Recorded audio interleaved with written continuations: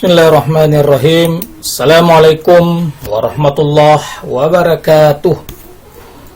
Bagaimana kabar anak-anakku sekalian? Saya yakin kalian tetap semangat, sehat walafiat, tidak ada kurang satu apapun dalam diri kalian. Meskipun kita masih dalam kondisi menjaga diri, kita tetap stay at home, belajar dari rumah, ya. Tetapi tidak mengurangi semangat kita untuk terus belajar dan belajar. Nah, pada kesempatan ini kembali kita melanjutkan pelajaran kita pada materi bagian kedua yang dimana pekan lalu kita sudah membahas tentang sikap atau tata krama dan sopan santun. Nah, pada pembahasan kali ini kita melanjutkan pelajaran kita pada bab yang sama tetapi pada pembahasan yang berbeda. Nah, pada kesempatan ini kita akan membahas tentang kira-kira apa? Coba bisa ditebak. Ini berdasarkan gambar yang kalian lihat ini, apa yang terjadi di antara mereka? Ya, mereka bertengkar, mereka berkelahi. Laki-laki, anak laki-laki dengan anak perempuan. Mengapa terjadi ini? Karena mungkin ada kesalahpahaman. Nah, mereka pertontonkan apa yang mereka lakukan di hadapan teman-temannya. Ini mereka lakukan karena sudah kehilangan rasa malu.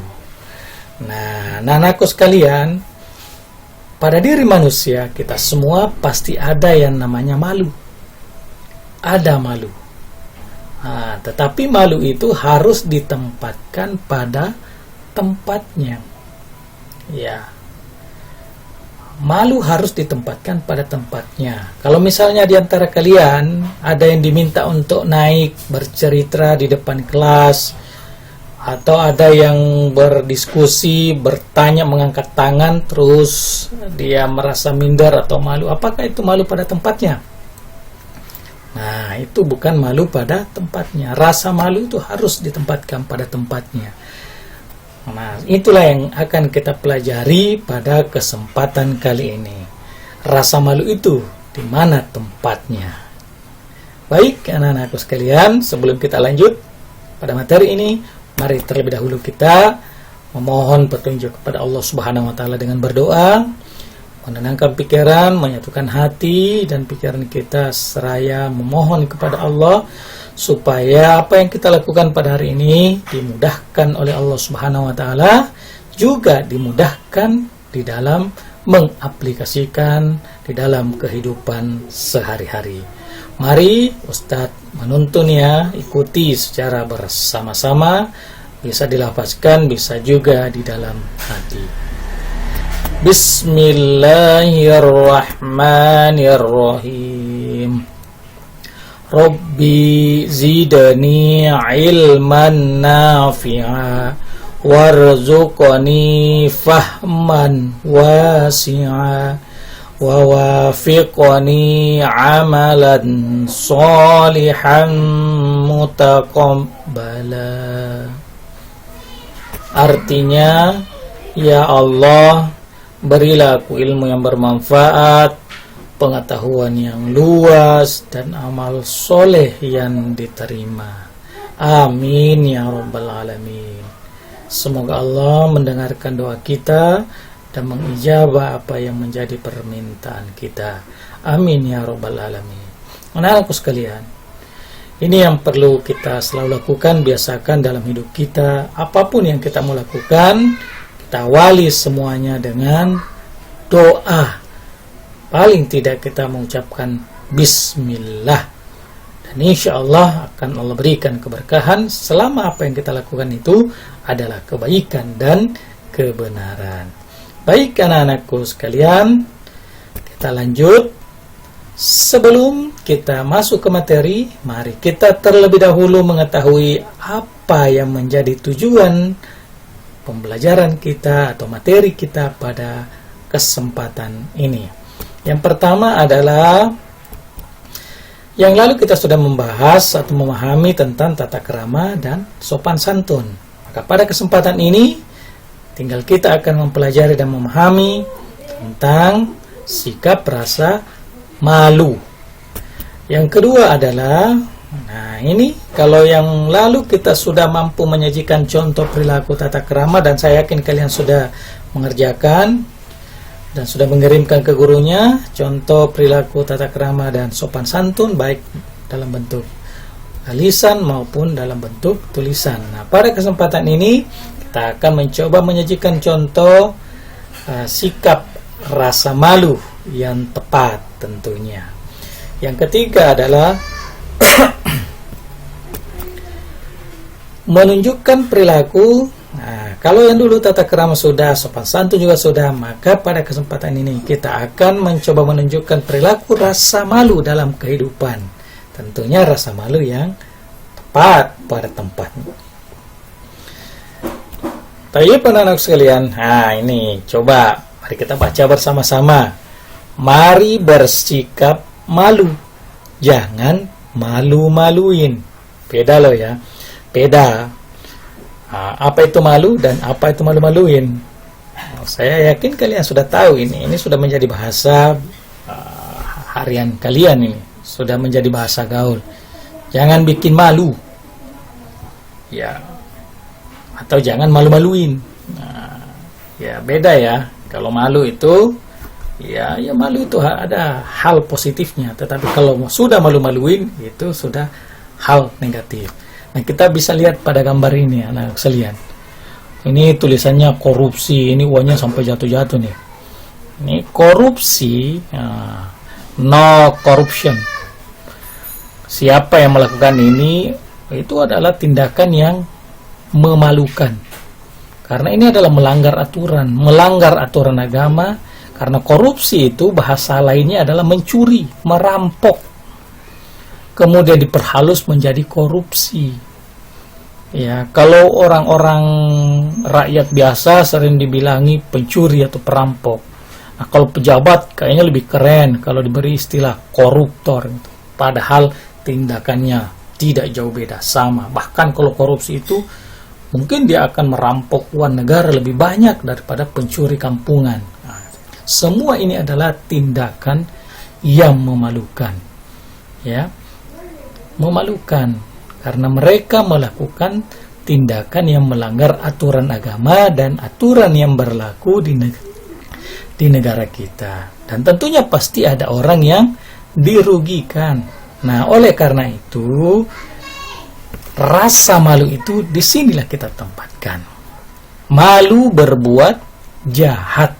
Nah, jadi malu itu adalah menahan diri dari perbuatan jelek, kotor, tercela, dan hina. Ya, ini semua negatif semua ini anak sekalian. Jadi malu itu menahan diri dari perbuatan jelek, kotor, tercela, dan hina. Nah, kalau ada yang melakukan ini, berarti dia sudah melakukan tindakan yang memalukan, malu-maluin. Hati-hati.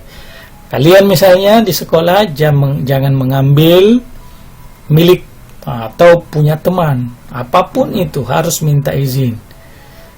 Jangan terlambat. Jaga kebersihan. Kalau ada di antara kalian kelasnya kotor, itu adalah tindakan yang memalukan. Nah, jangan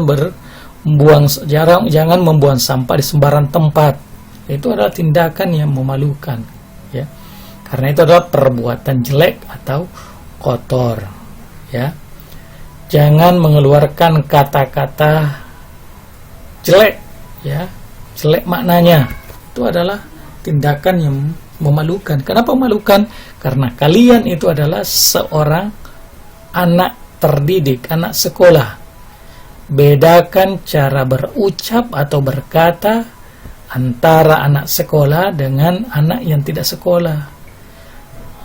Anak-anak yang ada di pinggir jalan itu semua yang dia ucapkan sepertinya bahasanya bahasa kasar semua. Nah, sebagai seorang yang belajar, kalian harus mampu membedakan diri kalian dari segi berucap, dari segi bertingkah laku dan sebagainya. Karena kalau tidak, berarti kalian sudah mempermalukan diri kalian sebagai seorang pelajar. Nah, kita lihat dalilnya anak sekalian ya. Semua harus didasarkan pada dalil, baik itu Al-Quran maupun hadis Nabi Muhammad Sallallahu Alaihi Wasallam. Mari kita baca secara bersama-sama.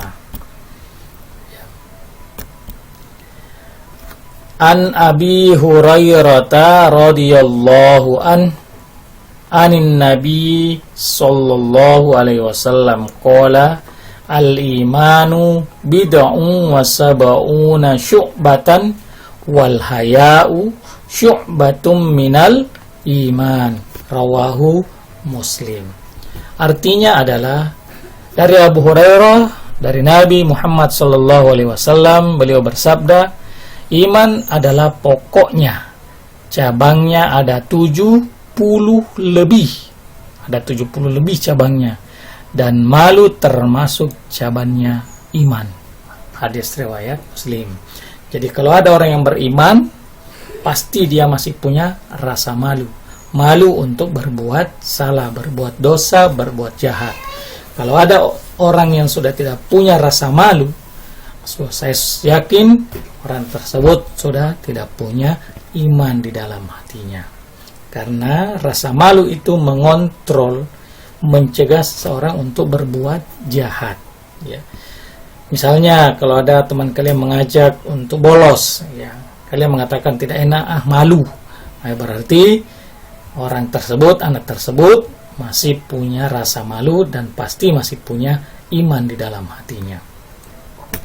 Nah, sekarang apa manfaat memiliki rasa malu? Ya, pasti besar manfaatnya.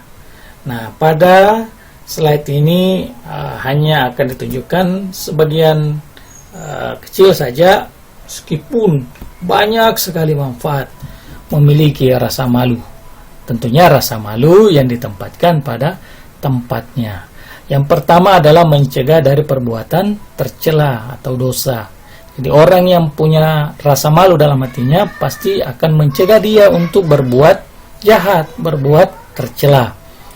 Yang kedua adalah mendorong berbuat kebaikan. Ya, mendorong berbuat kebaikan. Ya. Saya malu tidak mengerjakan PR.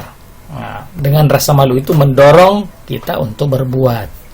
Saya malu tidak sholat. Saya malu tidak tahu mengaji. Misalnya. Dengan rasa malu itu kalian terdorong untuk belajar, membaca, belajar, mengaji. Nah, melaksanakan sholat. Saya malu tidak puasa. Dengan rasa malu itu kalian terdorong untuk melakukan puasa dan ibadah-ibadah yang lain.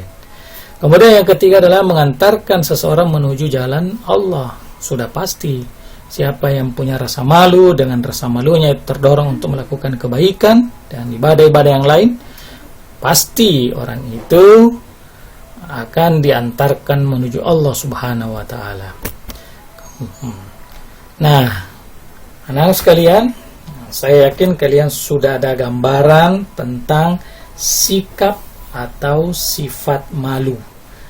Nah, untuk mendalami materi kita mulai dari pertemuan yang pertama tentang tata krama, sopan santun, dan sekarang kita baru saja mempelajari tentang rasa malu. Nah, kalian diminta untuk menjawab pertanyaan berikut sebagai penilaian dan juga sebagai bukti tolak ukur mengetahui apakah kalian memahami pembelajaran kita dari pertemuan yang pekan lalu dan hari ini. Nomor 1 adalah jelaskan manfaat dari tata krama. Pekan lalu kita sudah bahas secara bersama-sama. Yang kedua, mengapa tata krama itu penting dalam kehidupan? Coba mengapa? Jadi disebutkan alasannya ya, mengapa tata krama itu penting dalam kehidupan.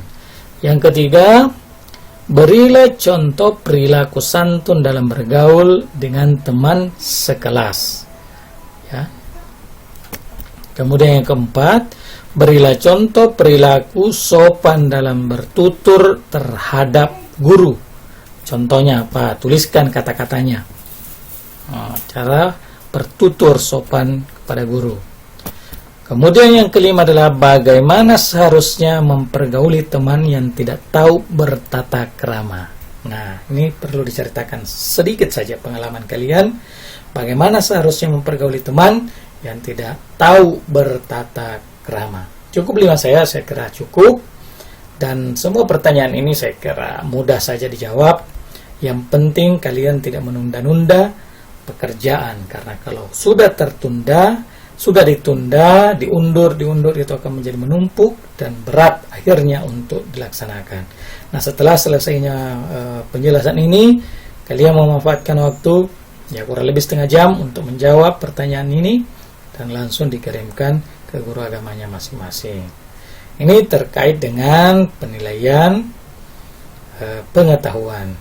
Nah, untuk penilaian keterampilan, kalian diminta untuk membuat satu cerita pendek. Satu cerita pendek saja. Ya, tentunya berdasarkan pengalaman kalian akan pentingnya arti rasa malu dalam kehidupan. Apa pentingnya rasa malu itu di dalam kehidupan berdasarkan pengalaman kalian. Cerita pendek saja. Baik anak-anakku sekalian, saya kira untuk materi kedua ini terkait dengan sikap tata krama, sopan santun dan rasa malu cukup sekian. Dan kalau ada yang belum dipahami bisa dicari di bukunya, buku paketnya, atau di search di Google atau di mana saja boleh bertanya. Baik anak-anak sekalian, sebelum kita mengakhiri pelajaran ini, kembali Ustadz mengingatkan pada kita semua untuk tetap menjaga kesehatan, cuci tangan setiap saat, terutama sebelum makan. Jangan lupa melaksanakan sholat dan ibadah-ibadah lainnya. Kita berdoa kepada Allah supaya dijauhkan dari segala mara bahaya. Jaga kesehatan, social distancing, tetap di rumah, tidak perlu keluar kalau memang tidak ada kebutuhan yang penting. Baik anak sekalian, terima kasih atas perhatiannya. Lebih kurangnya mohon dimaafkan. Akhirul kalam. Wassalamualaikum warahmatullahi wabarakatuh.